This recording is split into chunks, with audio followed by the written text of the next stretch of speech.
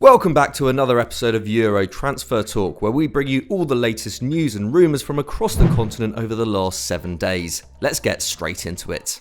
We start this week with Paul Pogba, who despite being France's best player at Euro 2020, still faces an uncertain future at club level. The Manchester United midfielder has now entered the final 12 months of his deal at Old Trafford, which means he would need to be sold this summer should the club want to make any money back on the £90 million he cost them back in 2016. The Man United board are reportedly split on what to do with the 28-year-old, with half wanting to reward the Frenchman with a new contract and the other half keen to engineer an exit. But if they do want to keep him, they'd have to shell out over £20 million a year. This £400,000 a week deal would re-establish Pogba as their top earner, and has the potential to disrupt the club's wage structure. However, Pogba himself is said to be intrigued by his own future, with Juventus, PSG and Real Madrid supposedly interested in acquiring his services, be it this summer or next.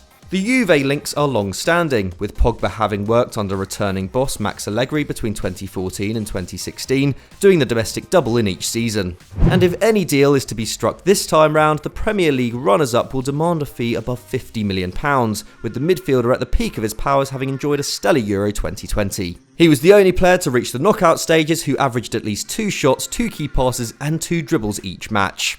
Born in the Parisian suburbs, a move to PSG on the other hand would be very much a homecoming for Pogba, but he has also been linked with switching to Real Madrid, although Los Blancos' financial issues mean any permanent transfer this season is likely off the table. We want to hear from you though. Where will Paul Pogba be playing next season? Let us know in the comments.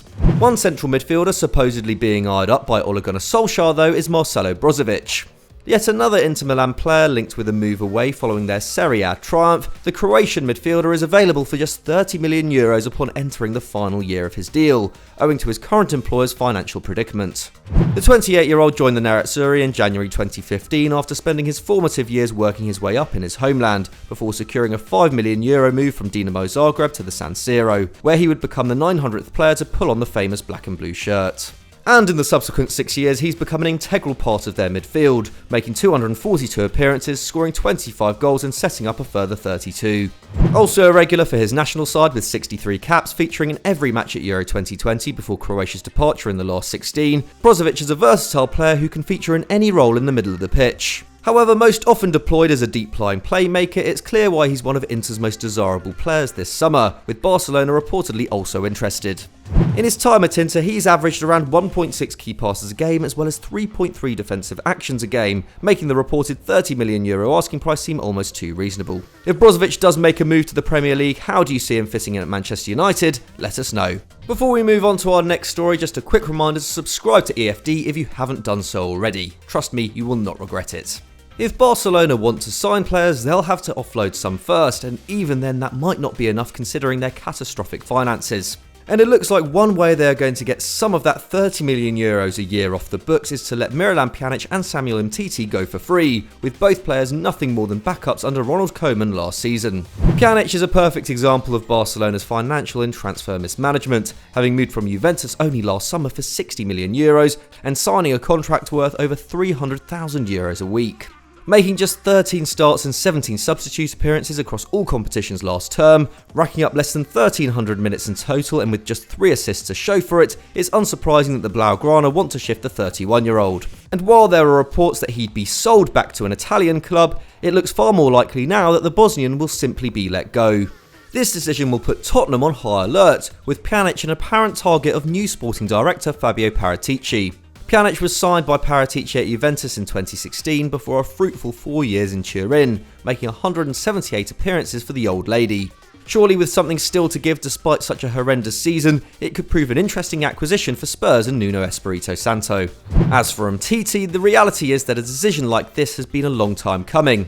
Joining Barca in 2016, the former Lyon centre-back was a starter at the Camp Nou for 2 seasons, before a string of injuries resulted in the World Cup winner missing 83 matches, with 63 of those coming since the start of the 2018-19 campaign.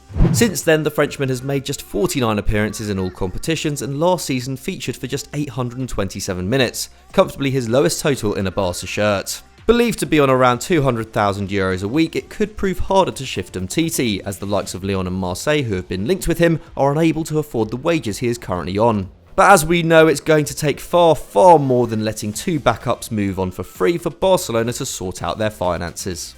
With Euro 2020 reaching its conclusion, some clubs may have their eyes on some of the tournament's best players, and one of them has been Italy's Lorenzo Insigne. The diminutive winger has started 4 of the Azzurri's 5 games, and in his 337 minutes of action, the 30-year-old has scored twice, including a wonderful strike in his country's 2-1 quarter-final triumph over Belgium. Insigne has been a Napoli player since the age of 15 and is now the captain of his hometown club, having made 397 appearances and scoring or assisting 194 goals since his 2010 debut. An average of 1 goal contribution every 1.5 games. So with just 1 year remaining on his current deal, it is surely a matter of urgency for Napoli to tie down their talisman for the rest of his career. But it's not been plain sailing. The attacker wants to see his €100,000 a week wages increased, and that is not something that outspoken owner Aurelio De Laurentiis appears to be keen on, as he looks to keep spending down at the Campania club. This means he could be available for a transfer this summer, with Spurs interested as well as, for whatever reason, Barcelona. Coming off the back of his best scoring season to date, Insigne has remained tight-lipped when asked about his future. He said in a recent interview, "I have no regrets. I've fulfilled my dreams to play for Napoli and be the captain of the team. Now I am focused on the Euros and then I will talk to the club."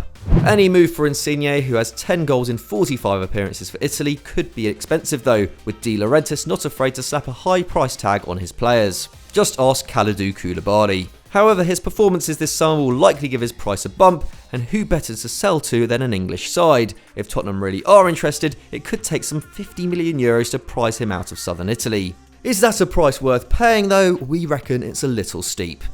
Elsewhere in North London, Arsenal have been the front-runners for the signature of Ben White now for a number of weeks. The Brighton centre-back made 36 Premier League appearances and ended the campaign with an England call-up, being the final player named to the Euro 2020 squad after Trent Alexander-Arnold pulled out injured. The Seagulls slapped a £50 million asking price on the 23-year-old after just 1 season of senior action in East Sussex, and had rejected an advance of £40 million from the Gunners. But just as the deal was seemingly all tied up, Chelsea have now made a late attempt to derail their London rivals' attempts to get the deal over the line. Not only that, but champions Manchester City are also keeping tabs on the Three Lions' newest player, although they are unlikely to make a formal offer. Chelsea of course can offer White Champions League football next season, something that Arsenal can't. However, he is more likely to be a regular starter at the Emirates. If he chose a move to Stamford Bridge, the former Leeds loanee would be in competition with Thiago Silva, Antonio Rudiger, Andreas Christensen and Kurt Zouma. Mikel Arteta remains confident that he will choose the Gunners over the Blues, and there's no doubt we'll find out Ben White's decision shortly after Euro 2020 comes to a close. We end this week with news surrounding the current top scorer at this summer's tournament. Patrick Schick, whose 5 goals is level with Cristiano Ronaldo as it stands, has been linked with a move just a year after joining Bayer Leverkusen for €26.5 million. After breaking out at Sampdoria in 2016-17 with 11 Serie A goals as a 20-year-old, the Czech international has only reached double digits in the league once since. But his impressive performances this summer, including a strike from the halfway line against Scotland, has caught the attention of AC Milan and Everton. Scorer of 13 goals across all competitions for Leverkusen last season, it's believed that the German side would want some €40 million in order to sanction a transfer for Schick. Is this a wise move, or will it be yet another example of a player being bought off the back of a summer tournament that flatters to deceive? Let us know down below. So that's all we have time for on this week's Euro transfer talk, but which of these moves can you see actually happening? Let us know in the comments below and we'll do our best to reply. If you enjoyed this video, please leave us a like, and why not click on screen right now for another great EFD vid. Thanks for watching, and we'll see you next time.